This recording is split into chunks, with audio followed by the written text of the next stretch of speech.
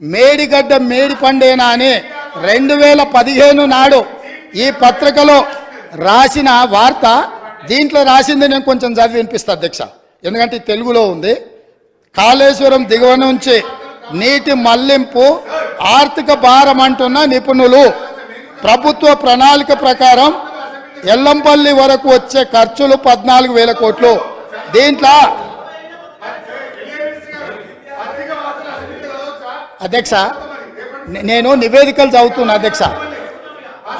ప్రస్తుతం ప్రతిపాదిస్తున్నట్టుగా కాళేశ్వరం దిగువన మేడిగడ్డ నుంచి నీటిని మళ్లించే ప్రక్రియ పర్యావరణ పరంగా, ఆర్థికంగా, నిర్వహణ పరంగా ఏమాత్రం మంచిది కాదని ఇన్స్టిట్యూట్ ఆఫ్ ఇంజనీర్స్ తేల్చి చెబుతుండడము ఇప్పుడు కొత్త చర్చకు తెరలేపింది. అదేవిధంగా అధ్యక్ష ఇంకో పదం కూడా చెప్పారు. ప్రభుత్వ దూరదృష్టి, అవగాహన లోపాల కారణంగా ఈ ప్రాజెక్టు అబాసుపాలు కాకుండా ఉండాలంటే ప్రత్యామ్నాయ మార్గాలపై అధ్యయనం చేయాలన్న వాదన వినిపిస్తుంది. ఇది ఈరోజు ఉత్తమ్ కుమార్ రెడ్డి గారు చేసిన ఆరోపణ కాదు అధ్యక్ష. ఈరోజు మునిగిపోయిన మేడిగడ్డ, పగిలిపోయిన అన్నారము, కుప్పగూలిన సుందిళ్లను చూసి మాట్లాడి రాసింది కాదు అధ్యక్ష. ఆ రోజు సాంకేతిక నిపుణులు ఇచ్చిన నివేదిక ఆధారంగా ఆ రోజు మీడియా మిత్రులు తెలంగాణ మేలు కోరి ఈ వాస్తవాలన్నిటిని ఆ రోజే చెప్పిండ్రు అధ్యక్ష. వీటన్నిటిని పెడచెవిన పెట్టి దోసుకోవాలి, దాచుకోవాలన్న ఆలోచనతోని, తెలంగాణ ఖజానాను కొల్లగొట్టాలన్న ఆలోచనతోటి ఈరోజు ఇంత దుర్మార్గానికి ఒడిగట్టి ఈరోజు ఈ రకంగా ఇక్కడికి వచ్చి మా వెంకన్న మాట్లాడితే వెంకన్న మీద దాడి, మా భట్టి గారు మాట్లాడితే వారి మీద దాడి, మంత్రి గారిని అసలు సహించలేకపోతున్నాడు. ఎందుకు అధ్యక్ష? నేను ఒకటే అడుగుతున్నా అధ్యక్ష, ఈ కాళేశ్వరం ప్రాజెక్ట్ అనేది తెలంగాణకు వరప్రదాయిని కాదు అధ్యక్ష, వీళ్ళ పుణ్యమా అని కాళేశ్వరం ప్రాజెక్టు తెలంగాణ సమాజానికి ఒక కలంకంగా మారింది అధ్యక్ష. ఇవాళ ఈ కలంకాన్ని నిలువెత్తు ఆధారాలు అక్కడ ఉంటే పక్కున పగిలిపోయి, రెండుగా చీలిపోయి, నేలకు కుంగిపోయి, నిటారుగాడపోయి నిలబడితే సిగ్గుతో తెలంగాణ సమాజం తల వంచుకొని పరిస్థితులు కల్పించిన వాళ్ళు ఇంకా నిస్సిగ్గుగా సభలో నిలబడి మమ్మల్ని ప్రశ్నిస్తారా అధ్యక్ష?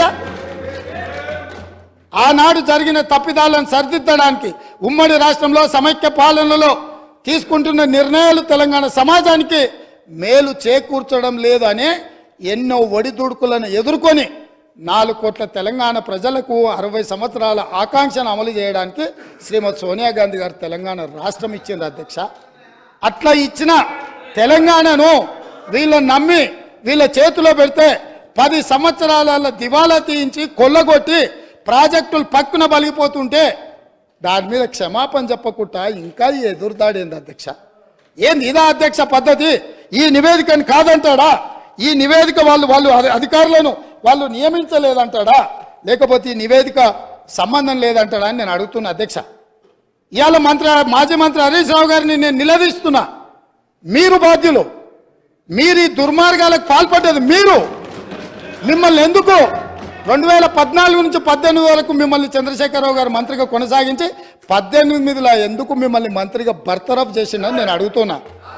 మీరు ఈ దోపిడీలో ఆ తర్వాత వచ్చిన చంద్రశేఖరరావు ఈ శాఖకు మంత్రి, ఈ పాపాలకంతా వాళ్ళిద్దరు కారణం కాదా అధ్యక్ష? వీళ్ళిద్దరు కలిసి ఈ రకంగా తెలంగాణను మొత్తం చెదలు పట్టించిన అధ్యక్ష. తెలంగాణను మొత్తం దోపిడి. ఇట్లాంటి పరిస్థితుల్లో ఇంకా కూడా ఈ రకమైన మొండి వాదనలు, తొండి వాదనలు వద్దు హరీష్ రావు గారు. జరిగిన తప్పులు సరే, విజిలెన్స్ అండ్ ఎన్ఫోర్స్మెంట్ నివేదికిస్తే వాళ్ళని తిడుతుంది, కాగ్ నివేదికిస్తే వాళ్ళను ఆరోపణ చేస్తుంది, వాస్తవాలను చెప్తే మా మీద దాడి చేస్తుంది. మరి మీరు నియమించుకున్న అధికారులు ఇచ్చిన నివేదికని ఇది కూడా తప్పుడు నివేదికనే అధ్యక్ష? ఇది కూడా తప్పుడు నివేదికనే అంటాడా? అంటే ఎటు పోతున్నాము అధ్యక్ష? మనము ఎక్కడికి వెళ్తున్నాము? ఏం చర్చ జరుగుతుంది అధ్యక్ష?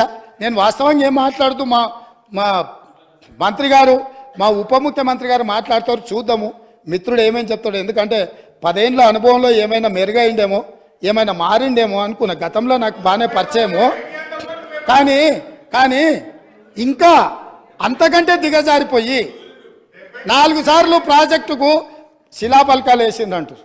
మంచిదే. ఫస్ట్ ప్రాణహితనే ఉండే, చేవెళ్ళ చెల్లమ్మ అడిగితే చేవెళ్ళ దగ్గరకు వచ్చింది. శిలాపలకం వేయొద్దా? ఇవాళ వారి పక్కనే ఉంది కదా చేవెళ్ళ చెల్లమ్మ. ఎందుకు ఆ అక్క కూడా చెప్తలేదు హరీష్ నువ్వు మాట్లాడేది తప్పని? చేవెళ్ళ ప్రాజెక్ట్ ఆగిపోతే అక్కతో పాటు మేము కూడా ధర్నాకు పోయి ఆ లోపలికి దిగినాం కదా. వీళ్ళు వచ్చినాక దుర్మార్గం జరిగింది, చంద్రశేఖరరావు ముఖ్యమంత్రి అయినాక దుర్మార్గం జరిగింది. మెదక్ జిల్లాకే పరిమితం చేసుకున్నాడు, రంగారెడ్డి జిల్లాను ఎండబెట్టిండు, చేవెళ్ళ వికారాబాద్ పరిగి తాండూరు వరకు ఇవ్వాల్సిన గోదావరి జలాలను చంద్రశేఖరరావు దిగమింగిండు, మల్లన్న సాగర్కే ఆపేసిండని అక్క ధర్నా చేయలే? తమరు కూడా వచ్చింది కదా అధ్యక్ష. ఇవాళ ఎదురుగ్గా కూర్చొని పచ్చి అబద్ధాలు మాట్లాడుతుంటే మా అక్క మా జిల్లా కోసం మాట్లాడతలేదంటే నాకు ఆశ్చర్యం అనిపిస్తుంది. సబ్జెక్టే ఇది. ఆనాడు దీక్షలు చేసి ధర్నాలు చేసి ఆనాడు రాజశేఖర రెడ్డి గారిని ఒప్పించి మెప్పించి చేవెళ్లలో శిలాపలకం వేసి ప్రారంభోత్సవాలు చేసి 100 కోట్ల రూపాయల పనులు చేసి ఆ పనులను అర్ధాంతరంగా వదిలేస్తే దీక్షలు ధర్నాలు చేసిన శ్రీమతి సబితా ఇంద్రారెడ్డి గారు ఈరోజు మౌనంగా హరీష్ రావు గారిని సమర్థిస్తున్నారు అంటే ఇది తెలంగాణ సమాజానికి మంచిదా అని తమ ద్వారా నేను అడుగుతున్నా అధ్యక్ష. నేను ఆ ప్రాంతం నుంచి వచ్చినాం అధ్యక్ష, వాళ్ళు ఎన్నుకుంటూ వచ్చినాం, మనకు బాధ్యత లేదా అధ్యక్ష? సరిదిద్దాల్సిన బాధ్యత మన మీద లేదా? ఎదురుగా ఉండి 6 అడుగులు నిలబడి ఆయన అబద్ధాలు చెప్తుంటే అక్క ఒక్క మాట కూడా తమ్మి ఇది తప్పు అని అనకపోతే ఎట్లా? అక్క అక్క అక్క అక్క అక్క అక్క బాధ్యత ఏంది? అక్క బాధ్యత ఏంది? తమ్ముళ్ళు తప్పు చేస్తే చెప్పాలి, తమ్ముళ్ళు తప్పు మాట్లాడితే సరిదిద్దాలి, కానీ ఆ పని చేయరు. ఎందుకు అని అంటే రంగారెడ్డి జిల్లా ఎండిపోయినా సరే, మన ప్రాంతం పడావు పడ్డా సరే, ఇది అధ్యక్ష ఆ స్కూల్ ట్రైనింగ్ అట్లాంటిది. నేనేం తప్పు పడతలేను. ఆ బడిలో చేరంగానే సిలబస్ అట్లా తయారవుతుంది. పెద్దలు మా శ్రీహరి గారు కూడా పాపం మంచోడు, విషయం అవగాహన ఉన్నాడు, కానీ ఆ స్కూల్లో చేరంగానే శ్రీహరి గారు కూడా పాపం ఒత్తిడికి లోనయ్యి వాళ్ళు ఏం చెప్తా చెప్పే పరిస్థితి వచ్చింది అధ్యక్ష. అందుకే అధ్యక్ష ఈ చర్చల కంటే కూడా నేను ఒక్కటే మాట అడుగుతున్న మిత్రుడు హరీష్ను, ఆయన ఏం చెప్పదలుచుకున్నా ఏమన్నా చెప్పని జరిగిన తప్పులకు క్షమాపణ చెప్పి ఇప్పుడు ఏదైతే సిట్టింగ్ జడ్జో లేకపోతే రిటైర్డ్ జడ్జో విచారణకు వచ్చినప్పుడు వాళ్ళ దగ్గరికి వెళ్ళి కన్ఫెషన్ స్టేట్మెంట్ ఇచ్చి ఎవరి ఒత్తిడి వల్ల వారి రకంగా ఈ తప్పిదాలకు సంతకాలు పెట్టిండో మంత్రిగా ఉన్నప్పుడు కన్ఫెషన్ స్టేట్మెంట్ ఇచ్చి ఒప్పుకుంటే భవిష్యత్తులో దీన్ని ఎట్లా బాగు చేయాలనో దాని మీద ఆలోచన చేద్దామని తమ ద్వారా వారికి విజ్ఞప్తి చేస్తున్నా అధ్యక్ష.